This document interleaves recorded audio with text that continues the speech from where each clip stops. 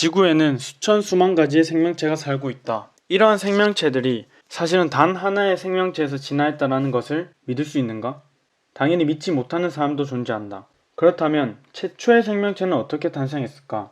이러한 궁금증을 해결하기 위해서는 지구의 탄생부터 차근차근 알아봐야 한다. 약 46억 년 전 초기 태양 주위에 있던 먼지와 암석의 거대한 구름이 응축하여 태양계의 지구와 같은 행성들이 형성되었다. 처음 수억 년 동안은 태양계가 형성되면서 남아있던 거대한 조각의 암석과 얼음이 지구의 포탄처럼 떨어졌기 때문에 생물이 발생하거나 존재할 수 없었을 것이다. 이러한 충돌로 많은 열이 발생하여 이용할 수 있는 물이 증발되었기 때문에 바다가 만들어질 수 없었다. 이런 상태는 약 42억 년에서 39억 년 전에 끝이 난다. 초기 지구에서 폭격이 뜸해졌을 때는 지구의 환경 조건이 지금과는 완전히 달랐다. 최초의 대기에는 아마 수증기가 진하게 끼었고 화산 폭발로 분출된 질소, 질소산화물, 이산화탄소, 메탄, 암모니아, 수소, 황화수소 등의 각종 화합물이 많이 있었을 것이다. 지구가 냉각되면서 수증기는 응결하여 바다를 이루었고 많은 수소가 우주로 빠르게 빠져나갔다. 1920년대 러시아 화학자 오파린과 영국 과학자 홀데이는 지구의 초기 대기 환경에서 단순한 분자가 유기물로 만들어질 수 있다는 가설을 제안하였고 1953년 시카고 대학의 유리 교수와 밀러 학생은 그것을 실험적으로 증명하였다. 실험 내용은 그림에서 보는 것과 같다. 1번 부분은 초기 지구의 뜨거운 물을 표현하고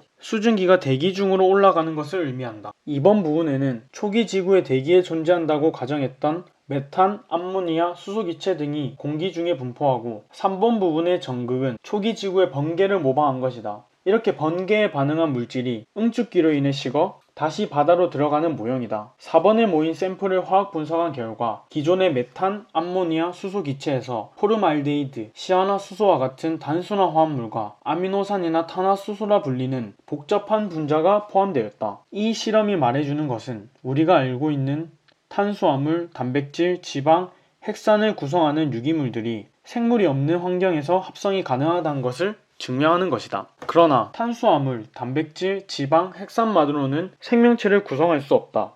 사진과 같이 세포를 이루기 위해서는 막과 유사한 구조로 둘러싸인 액으로 차여있는 방이 존재해야 한다. 즉, 우리의 세포막과 비슷한 역할을 하는 얇은 막에 둘러싸여 자신과 외부 환경을 구분해야 한다. 이러한 막 또한 지질이나 다른 유기분자를 물에 첨가하면 자발적으로 형성될 수 있다. 쉽게 설명하자면 물이 있는 투명 컵에 식용유를 넣고 흔들게 되면 물과 식용유가 섞이지 않고 여러 개의 동그란 모습으로 물과 자신을 구분한다. 이러한 원리로 막이 만들어지게 된다. 수억 년의 시간 동안 유기물이 만들어지고 그것들이 막에 둘러싸임으로써 최초의 생명체가 탄생하는데 그것이 바로 3500만 년 전의 황화수소 박테리아다. 황화수소 박테리아는 산소가 필요하지 않는, 정확히 말하면 산소가 없는 환경에서 잘 생존할 수 있는 생물이었다.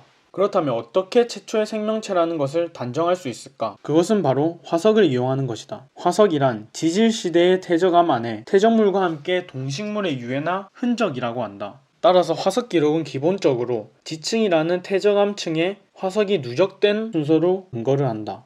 이러한 근거로 지질층에서 나온 화석을 분석하면 생물이 살았던 시대와 새로운 부류의 생명체가 이미 존재하는 생물체에서 형성되어 나왔는 것에 대한 기록을 알려준다. 여기까지 우리는 생명체를 다루는 탄수화물, 단백질, 지질, 핵산의 무생물적 합성과 그로부터 탄생한 최초의 생물을 실험적 증명을 통해 알아보았다. 이제는 우리가 단 하나의 생명체에서 진화하여 수많은 종류의 생명체가 되었다는 것을 이해할 수 있겠는가?